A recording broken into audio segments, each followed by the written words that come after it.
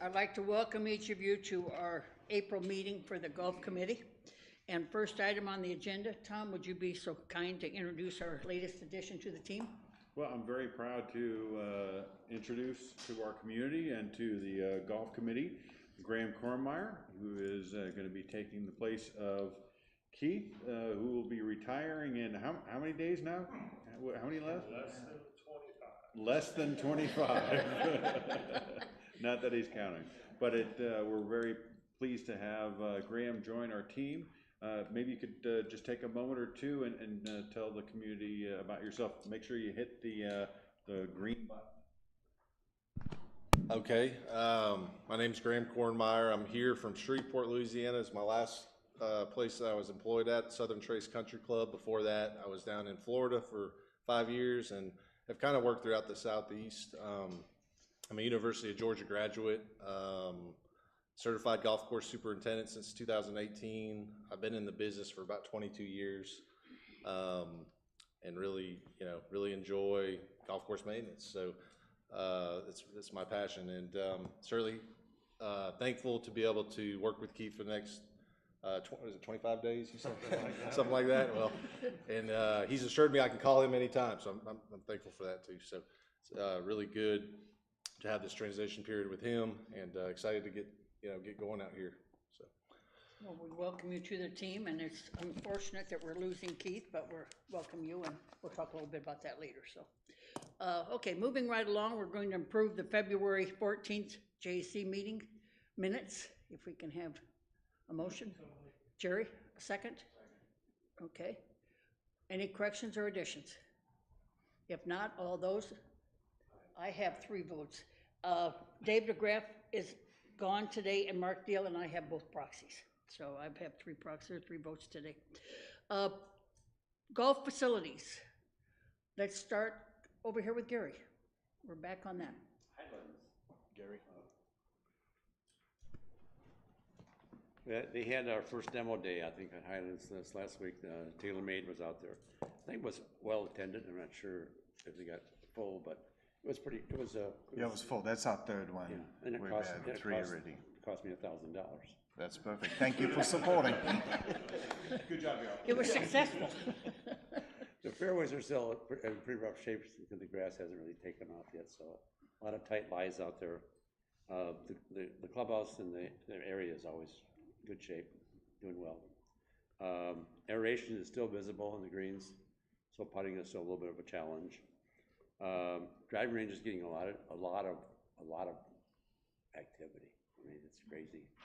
You can go over there any time of the day and it's almost full. But that's good. And the Friends of Highland met here this last week, and we've got some ideas that we'd like to run by Graham as sort of how we can help out making some changes and improvements where we could actually fund or work on. So we invited Graham to our next meeting, so which will be nice.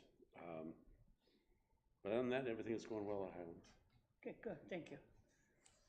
Jim?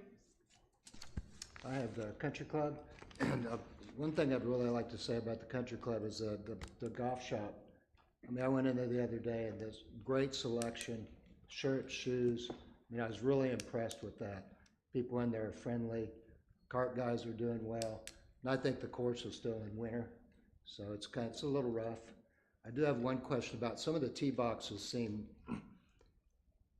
really, I mean, no grass. I mean, can we just, like number 1, the white box on number 1, is there a possibility of just moving those markers off to the side and give that thing a rest?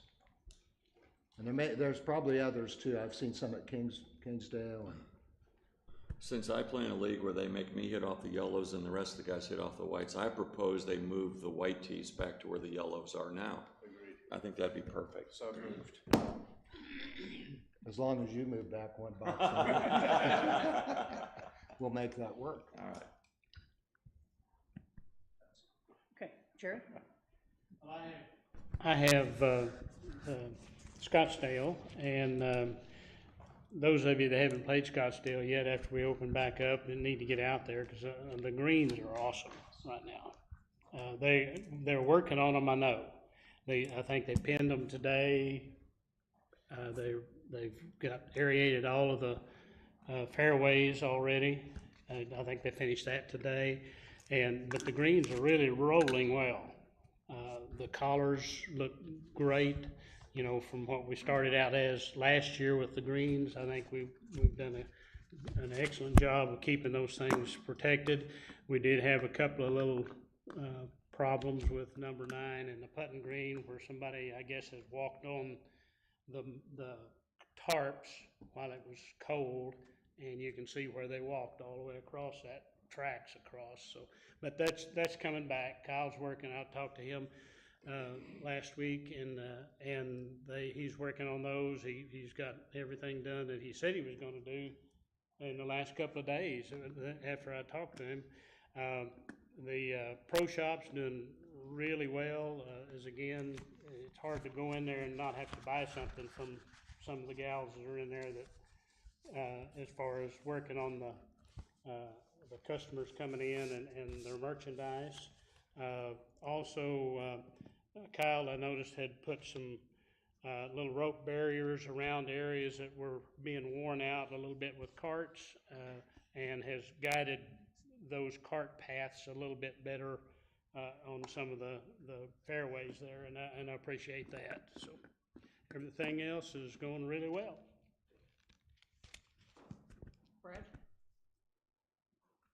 So I have Dogwood and Brittany, and had a chance to be out there last Friday, and for this time of year, I think they're coming along really well. They just aerated the greens, so I had an excuse why my putting was off so bad. But otherwise, I thought things were in really good shape. The pro shop looked really good. Spoke with Dylan, and he's had really good feedback from the 3-person scramble that was out there at the end of March. And I've talked to people as well that played in that tournament, and they just had nothing but good things to say. So for this time of year, I think everything's coming along really well. Any more for facilities? Okay, thank you very much. We'll move right into Keith with maintenance. Okay, so I'll comment on a couple things I heard. One of them, the moving the tees, I think is a good idea. I need to remind everybody that it is still early here. So we do need to wait to see what's going to come out. They are doing some things at various golf courses to make that better. And it will show up once we get something that's in the 60s at night. And so when we aerified 2 weeks ago, we aerified Country Club when it was 34 degrees that morning is when we started at 10 o'clock. So that's not ideal. That happens in earlier aerifications. And then when he tried to put the sand out, then he didn't get it all brushed in because it was wet. Next morning, the sand was froze. So it was hard to work it in the holes. So my point of that is during earlier aerations like we've done this year, we need to be sure we have the opportunity to come back following weeks to do some top dressing and finish it up. And unfortunately, we missed that in the schedule this year and didn't start the maintenance days soon enough. They didn't start to May. So we're going to struggle a little bit getting that taken care of going forward. But they've already talked about some good ideas of how spring aeration might be done a little bit different next year and spaced out a little differently to make it better for golfers overall. So Graham's already got some ideas there that I think are going to be good, and those would be presented at a later date. But overall, we got it all done. I got to say, Highlands was the only one that got rained out, and we came back a week later. And just the opposite for him than for Reed, because it was a nice day that day. There was no humidity. We put the sand out, the wind was blowing, it dried, and he was able to drag the sand in. So it's just kind of a little bit of his luck of the draw, right? Because we're stuck on days. So he wouldn't have to come back and top dress as much as maybe some of the other ones. So just keep that in mind as you're playing. It is going to take it a little while to fill in, but it should be better a little bit sooner than when we started the mid to late April. By that time, you know, it's going to be ahead of we're ahead. It's just a little bit of a different program for us this year, and we might have missed a few things along the way. So traffic areas, tees, walk-ups, there's no doubt that those are a problem. This is something else that I'm passing along to them, that we have moved so much play to the front tees, and most of those are so small, and a lot of them are made out of sand, and they don't survive the winter well. So there's things we need to do. I think that is an excellent idea to move those markers for right now and give them some chance to recover. And I'm sure that that will be communicated tomorrow, and that'll happen pretty quickly because we tend to follow up on those things pretty quickly. So that'll be coming. As far as projects, we're ready to sod the T on the back of 6 here and that walk across the old road across 8 and a couple other things. So we have 2 truckloads of sod scheduled on the 16th and 17th to address those areas. And then we have a follow-up truck we plan to do the next week to pick up some of the other key areas that we know are not going to come out. Maybe it's on a couple tees or something like that we're going to utilize. Every golf course has got a little bit that they're going to do. So you'll see that coming. It's 10,000 square feet on a truck. So when you do it internally right now, that's a little bit of a challenge.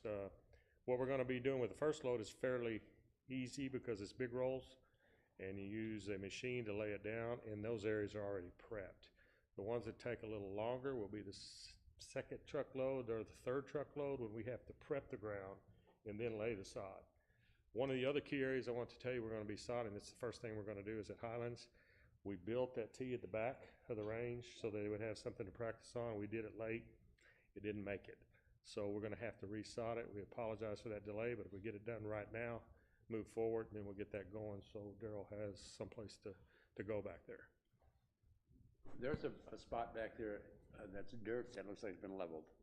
Is that going to be a tee as well? That was the old tee. We stripped it You sod already off stripped and it? we're ready for it. Yes, Oh, sir. okay. That's what that is. For Tuesday. That'll be the first stop. And then the only capital project that I'm going to update on, I think Daryl will do the Tanyard one, is we have a real small one at Scottsdale where we're putting in that new pump we talked about to help the pressure up on the hill there going up 14.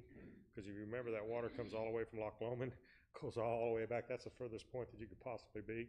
And our pressure is not good there. So we're putting in a variable speed booster pump there. That work will probably be done in a couple of weeks. Our contractor that does all of our yearly pump station service will install that. He's going to be here the whole week on the 22nd, I believe is the week he's coming. And we're going to go through every station and do that work before the season starts. So when we really start irrigating, everything will be working properly. So that's coming and that project will be done. And really, that is my report. Keith, I have one question. We've taken out some significant trees. You look at number 9 on Scottsdale, number 4 here at the Country Club, and there's probably others that I'm not, so there's been a few. Do we have anything in our capital budget in the plans to replant trees because some of these holes, it's changed them significantly in the way they play, especially number 9 in Scottsdale is an entirely different hole now with all those trees on the left side. So just can you address that? Those things would not be capitalized, they would be operational. We did not put any money in there this year for operational for tree planting. I know Daryl's aware of it and Graham's now aware of it. So there's certain places that Daryl will point out that do impact play that we would be looking at, I would think, and they would budget for. If you remember 3 or 4 years ago, the 2 sycamores on Scottsdale died and we had to go back and put those back for a couple reasons. One, they made the hole wide open, and 2, we named the hole Sycamore, so we had to go back and put 2 sycamores there. So moral of the story is don't name it after a tree, okay? That's my suggestion going forward. But that's a good point, and that'll be something that's good brought up here so Kyle at his golf course, the other golf course, of course, Graham, can help coordinate how to do that and what kind of trees we want. So I'm gonna jump in there real quick, and Graham, I know Keith's gonna enjoy retirement, and each supervisor has reached out to me when trees have gone down to check with USGA because it does change it. Take number 13 or 14 at Highlands, that big tree that's gone, that changed that whole hole up completely now. So when Graham gets his feet under him, we'll be driving around with the superintendent, driving around looking and see what we can do and what type of tree we're gonna put back in those places. Just for curiosity, what does a tree cost? If we get not a sapling, but maybe a substantial tree. It depends on the type of tree and the caliber and whether or not you want to have somebody bring a spade out and plant it or you're going to do it yourself. So they could be as little for a decent sized tree. I say as little, I'm going to $1,500 probably minimum, all the way up to those sycamores we replaced, which a sycamore you wouldn't think you'd pay for.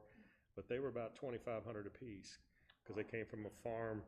Was and that with the planted, or is that? That's planted. That's planted. Yeah, and a tree big enough to impact, that's probably the way you're gonna have to go. So, you know, if you say you're gonna do, if you had to do 10 trees, that could be $25,000, $30,000 really very easily. What I was thinking is that the Friends of Highlands might be able to do at least one tree.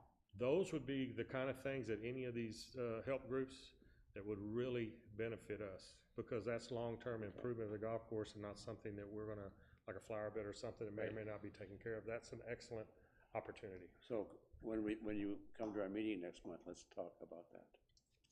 We have some money to spend.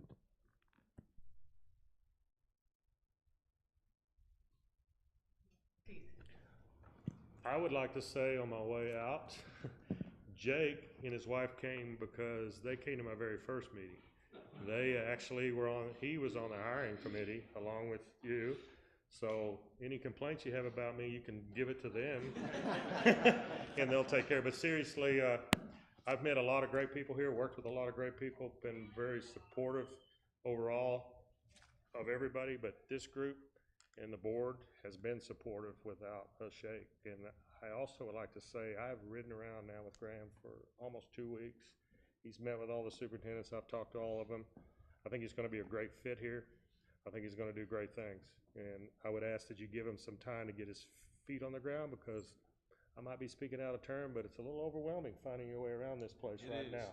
It is. So he's going to do great. I'm really excited for him, but I'm really excited for me to move on in my life too. But I will be around. I'm still on a lot here. So thank everyone, management, all the staff I've worked with, board members, all of you for being so supportive. It's been a great run. Thank you. Keith, we've said this before, but we'll say it again. On behalf of all of us, we can't thank you enough for your years of service here. And I don't know what the golf courses were like when you first started, but I know what they were like last year, and they were pristine. So we thank you for that, and all your superintendents and all the work you've done. So thanks.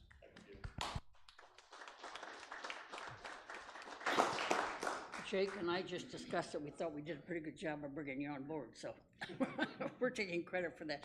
But in all seriousness, you've made it a better golfing experience for everybody in Bella Vista and the surrounding community, and done it with pride within your team and worked your team to do it. So it's a joint effort, and we all know that as well as you do. But it takes great leadership to make it work, and we thank you very much and appreciate all your help. So, okay, anything else? Now we'll turn it. All right, and I'm going to echo, it's been a pleasure working with you, Keith. We got to know each other on a personal level too. I'm going to miss you. But we're going to get picked up and get ready to roll as soon as he steps out the door. Okay. Okay. All right, so let's do round reports real quick. I included February and March because everybody was at the expo. I just wanted to catch up. Look at our February rounds. We ended at 9,939. That's up 4,000 from last year. That was in February. If everybody remembers, January was cold. It was freezing. We were behind in rounds. We made it up in February. If we have a look at March, I've never seen a March of 17,000 rounds of golf. That is a bunch of rounds. That's up 8,038 rounds. Year to date, we had 30,020. We're up by 9,300 over a record-setting last year. And that's crazy. And one thing I want to point out to the committee and the membership that are watching is I had a gentleman in my office saying we need to stop all the guests coming in. There's too many guests playing golf. I'm like, what guests are we talking about? I don't see any guests. I pull the tee sheet and I see that member play is going up more than guest rounds are going up. So we have an increase, as you can see by these numbers, but our members rounds are going up over, I guess, coming in. And I asked this gentleman, I'm like, how do you know they guess? Well, they're young, they're flat, they drink beer, and they play music. And I looked at him, I said, I take offense, that's me. And I've lived here longer than you. All jokes aside, we have a lot of play. Everything's growing up. We have a lot of new membership. And if everybody, and I appreciate part of the committee coming to the expo. The expo was a great success. We had over 250 guests that came in. Sign-ups on all the committees, all the groups we're talking to was great. But one thing we noticed, I was kind of the greeter at the door when people were coming in and going, there were a lot of new faces. a lot of new people in Bella Vista that are excited about what we have here. And they signed up with groups, they're enjoying it, and that's huge. So with the expo next year, we're going to do it again, because I think that's one thing that makes Bella Vista unique is our golf groups. And we're going to go on and we're going to move into the big hall. We're not going to do it in that small room. So, you know, it's 4 years, it was 5 years, we haven't done it. I had no idea what type of turnout it was. We sat there as pros as we were setting up and like, this could be a dud. We could have 20 people walk in the door, we don't know. But we had 250, so that's pretty exciting. And I think as that grows, we're going to be in the big room. So thank you all for helping out. And I thank our group leaders for making Bella Vista what it is. It's kind of unique. So there's the round report on that, which is up. Like I said, it was cold, but we boomed and we caught up. This month's a little slow. We've had some weather challenges. You know, when it's warm and then gets cool, everybody doesn't want to play. Now, when it's cold and it's warm, everybody will play. I'm talking about if it's 45, everybody's out there. But now if it's 45, like, last week it was 70. I'm not going to play. So there's a little bit of challenge on that. One thing, if we look at our range buckets, obviously we are down. Year to date, we had 8,500. We're down 4,465 over last year. And I wonder why. We got Tanya closed. Tanya Creek, Highlands has only limited bays. And I get that, so that's kind of where it is. It's exciting what's happening at Highlands with our fittings going on. We've had 3 fittings out there. First one, we maybe did a little too early. It was a little cool, a little windy. But since then, as Gary spent all his money at ours yesterday, which is appreciate that, they've been very well received. I just want also the membership and everybody to know, it's a club fitting. When you come and you book these, it's for clubs to purchase. It's not a demo day where you can come out and just hit golf clubs and have fun. Now, if we are on the range and you see us over there, come across and visit. We have enough clubs there. I have pros there that can say, why don't you demo this? But if you schedule a fitting with us, it's to get professionally fit by somebody that's traveling hours and hours away, 2-3 hours to come and do this. So we want to make sure we are ready to go for that sale. So it's kind of exciting, but you can still come. And with demos, reach out to any of our pros. We'll help you out. If you just want to come up there for 35 minutes, hit some shots, we will get you ready and we'll help you out. So that is exciting. It's over there. Lessons. I gave some lessons yesterday. Range wasn't that busy, and we used the old range. But when it does get busy and we see it's busy, we'll move over to the new sorted area over there by Highland. So it's adaptability, something different. It's not Tanya Creek, but we're getting there. So thank you for that. I know Brad had a cutaway fitting 2 weeks ago. He came out there, never been to one, and he wrote a book to me saying how great it was. It really was. I know you had a great experience because they're professional fitters. It's what these guys do for a living. And thank you for writing that. So the membership, it's something we do that's unique, and we've got them rotating, so it's pretty cool. How much did it cost you? We don't want to talk about that, Gary. I think his wife's watching. She's watching. We don't want to talk about it. All right, we're going to jump into, I got another thing real quick is Tanya Creek. I'll give the update on Tanya Creek. I'm going to probably speak a little bit. I'm really excited. I'm like a kid, Christmas around the corner. We had the architect on site and we looked. He moved one of the target greens a little bit to make it more visible. The one up front, he extended around and put the fake bunker in the middle to get more pin placements and target area. In the front of the massive flat tee box now, where we used to have the 2 tiers, now 1 level. We might go up on the one side a little bit just because of drainage issues. We just found out today, and that's great. But he put little mounds in front of it. We're going to put short flags out there, so you got a kind of a short game area to chip at. So that's really exciting. Keith and Graham, he's been on site a couple times to witness and see what's going on, and both of the knowledges with the architect and the guys moving the dirt with Fleetwood. It's exciting to watch and how it's forming, and I think it's going to be great by the time it's all said and done. I saw today the irrigation's going in. I had a former employee say, "What are those pipes out there?" I said, "That's irrigation." He goes, "Oh, that'll be nice when we actually have a range that's actually irrigated out there, so that'll be good." So that's exciting. Let's talk about the building that's going in. It's formed. Everything has met code according to the city. The footings are in. That's all good to go, meets it. We're waiting on the plumbing and the electricity work to go underneath, and then we'll be pouring the slab within the next 2 weeks. So that's kind of excited. That will help out everybody here. That's kind of where that is. We have a lot of looky-loos coming down and driving in. I just had a lady while I was there pull down and goes, "What's going on here?" I said, "We started this." And go, where am I going to hit golf balls? I almost said, "Where have you been?" But I did, and I said, "Ma'am, you can drive to Highlands." And you can go, "Okay, all right." No, she went to go to Highlands, so it's going. It's exciting on that part. And as far as the internal part of the building, we've got an interior designer working with her and the group, and it's looking exciting. It's going to be a great feel as the new buildings get built. As we've done so many old buildings and renovating, there's limitations. This is a brand new build, so it's very exciting to work with an interior designer and see what we can do to make it for our membership. So that's what I got going on that side. Just a question on golf cart parking for private carts on Country Club. There is no place now to park any private carts yet, is there? So there is place. We want to encourage our membership to use our carts because space is very limited down there at Tanya Creek. There are some spots, and there might be a time that they're pouring something or cutting something up, and I'd hate somebody to get stuck down there. So we're encouraging people to not bring your private carts. We have carts available, but it's up to you. We're not saying you can't use your private cart.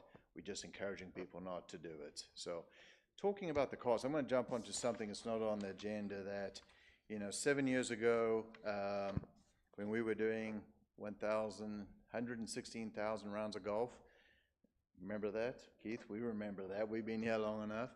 And we would encourage spectators to come out, wives to come out with their husbands and jump in the cart, and we would say, "Go and enjoy." Well, we kind of shot ourselves in the foot because it's getting busy. So we've had some issues with that going on, and we're going to put it on when you book a tee time. The spectator carts are available. You can use them, but golfers come first. So for instance, this weekend we had people showing up with the significant others, with kids, and were upset they couldn't get a spectator cart because we were out of carts. Carts got to go to golfers. So, back in the day when rounds were down, sure, no problem. We're getting tight right now.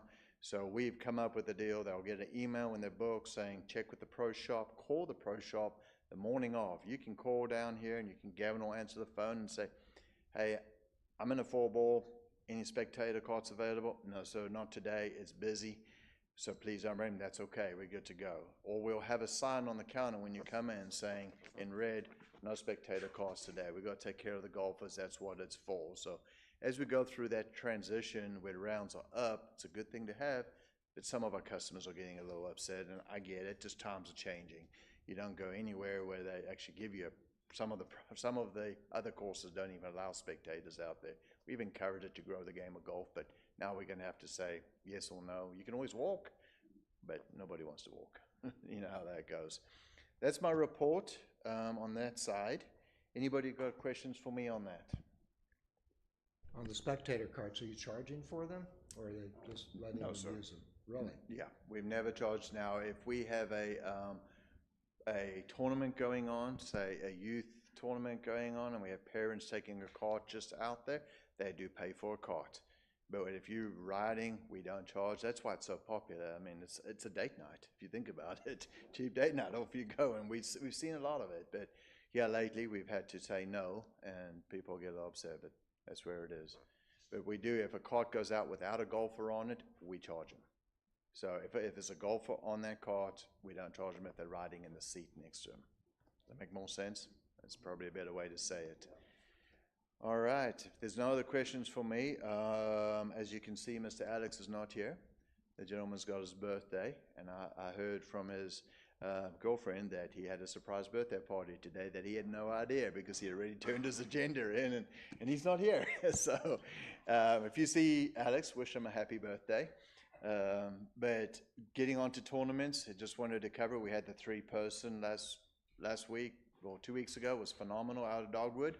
We got the Folds of Honor coming up. We're still a little light on entry fee on that, on participants. That's at Highlands. Alex is running it, and he's going to do something really cool this year. So I encourage my membership to sign up on that. Operation 36 is rocking. We have 17 ladies in 2 classes going already.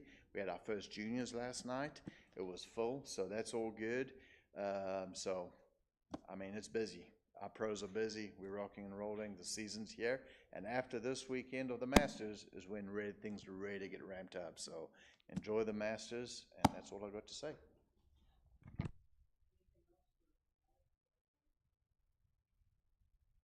I want to ask, we got a new secretary today. Do you need subtitles for my, are you good with what I said, Brad? Okay. I would think that would be appropriate. Okay, since Alex isn't here, we'll move right along to Tom. 2 things. Next Tuesday, the 16th at 3 p.m., we have our second tour of Kingsdale. So if you'd like to see the pro shop and the new restaurant, stop by. We're giving tours next Tuesday at 3 p.m. Also, many of you have received your ballots for the board election. Please make sure you do some research, make an informed vote, but most importantly, vote. If you haven't received your ballot via email, please check your spam filter. It may be in there. Paper ballots will be coming out. Well, I can't control that. That's the U.S. government, but they should be hitting your mailbox within the next few days. But vote, vote, vote. That's the most important thing.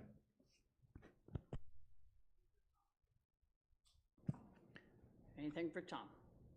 Okay. Jerry? Jason? No? Okay. Emails from the public? No. Okay, Kyle, any comments? Jake, Loris? You're fine? Thank you. Appreciate you coming. Old business. We have a couple tournaments to talk about. One was Dogwood is Superintendent's Revenge. And really, to support the superintendents, I encourage you to get a golf group and go out there. And if you've never played in it, it's an interesting tournament to play in. And you think the superintendents are nice guys? Well, just wait till you play in this, folks. It changes quickly. Can I add to that? Because I've been visiting with my cohort here, and he had that at his other facility, and his job was to ride around with a blowhorn and get behind you when you're hitting the ball. We have some new ideas. It may not make him real popular then. Let's just start out. So I'm going to jump in on the Greenskeepers Revenge real quick. We're going to do something different this year because we had it for 2 years running at Dogwood, and it's a lot of work for Shane and his crew to do to set up just for one day. And then they got mad and didn't do it for a couple years. We had COVID, whatever it is. Now we back. So what we're doing this year different is he's going to set it up on Friday morning. We're going to do a 2 o'clock tournament shotgun. So what we're going to have is a 2 o'clock Friday afternoon shotgun to play.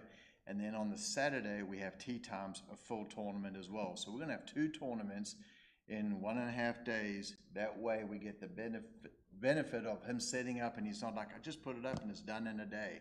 So, and also gives our membership time, if they're busy on the Saturday, they can join the 2 o'clock shotgun and go from there. So you can play in both if you want. You're just going to have to play double, but we're going to have 2 tournaments going on. That's something we're trying this year to make it worthwhile. And Scott's the one that's doing it, and he's got some tricks up his sleeves. He's really excited, sorry. And it's fun. It's fun to do. So that's be May 24th and 25th. The other tournament we're going to talk about is Golf for Charity. That's Wednesday, May 22nd. Not a tournament. What's that? It's not a tournament. No, it's not a tournament.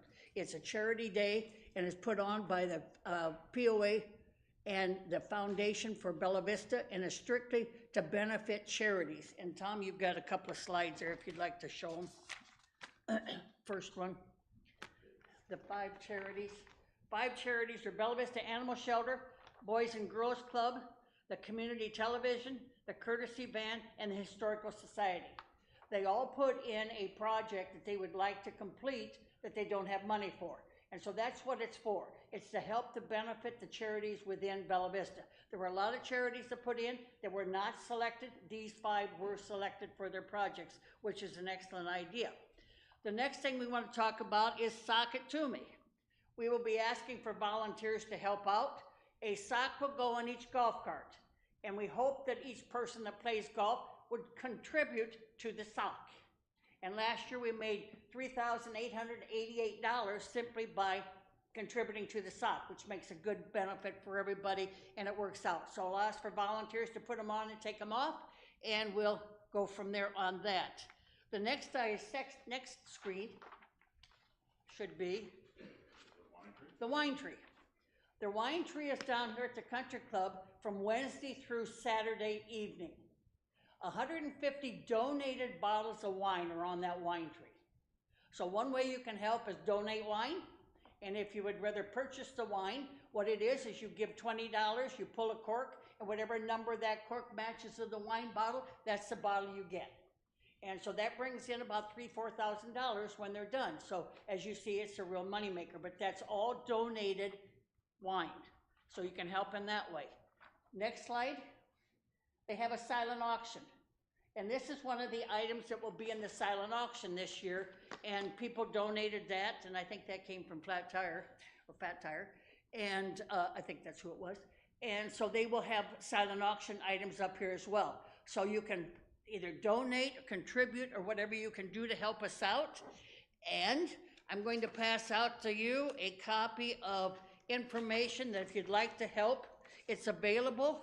And these are the contacts you make. It's a foundation who you contact, and they will get you in contact with the people you need help with. And so if you'd like to contribute. Most of all, we'd like to have you play that day because the POA donates golf green fees on that day towards the charities. So it's a benefit for everybody, but it helps Bella Vista charities, and that's an important issue that we have. So if you have questions or comments, please read the flyer I just gave you. They can answer all your questions. And yes, I will be asking for volunteers for Sock It To Me putting on and taking off from golf carts. Is this a team or is it individual? It's a team, individuals, anybody that plays that day. Anybody that plays. Oh, It's not a tournament. You just go out and you play, Okay. and hopefully you'll donate to the stocking that's out there, but your green fee will be donated for that day. So that, just to clarify what Gary's asking, same thing we did last year, May 22nd, that is a Wednesday. Everybody just book tee times. We have regular group play going on that day, so everybody plays. But if you are not in a group, book a tee time. If you're a member 10 days out, if you're a guest 7 days out, get a tee time, get your buddies together, come play golf. And everybody that plays on that day, the green fees goes back to charities. That's what the POA is donating. It's a huge deal. We raised a lot of money last year, and I saw a lot of people on the golf courses. We don't do anything different. It's just a day of golf. So show up, play golf, and things go back to charities. Bring your friends. Bring your friends. Any questions before we move forward? We appreciate. Any other old business? And not having any new business at this time. Does anyone have any new business at this time? Okay, before we close here, Keith, we can say thank you once more. We appreciate everything you've done for us. Don't be a stranger. Even come back and play a little golf here. I think my first event will be the Revenge Cup. That'd be a good place to start. That'd be a good place to start. Maybe I'll do the board and take you off. Take him off. So sounds good. So we appreciate everything you've done for us. And yeah, Gary? Yeah, I was just asking Graham, on the club that you're at down in Louisiana, what kind of membership did you have? What kind of events? How many rounds of golf did they have down there? Yeah, so Southern Trace Country Club, we had around 425 golf members. We did about 23,000 rounds a year, and we're trying to find ways to reduce that. The low usage club, and they wanted, I had a big budget, and they wanted high-end conditions. Before that, I was at Black Diamond Ranch, 45-hole property down in Florida. Fazio Design, the quarry course was in the top. Yeah, okay. Phenomenal property. And so I was there for 5 years. Previous to that, I was working at kind of mid-range public golf courses. So I've kind of got a good background of you know, public and private and mid and higher range budgets, and so hopefully that'll be a good thing here. So I got to be with Graham and his wife and for a couple of days while they were here. And the one thing he said that I think I'm happy about, he was always known for his greens and how fast his greens are. So get ready to play fast greens. So put the pressure on you, right? Yeah. Anything else for the good of the cause? If not, we stand adjourned.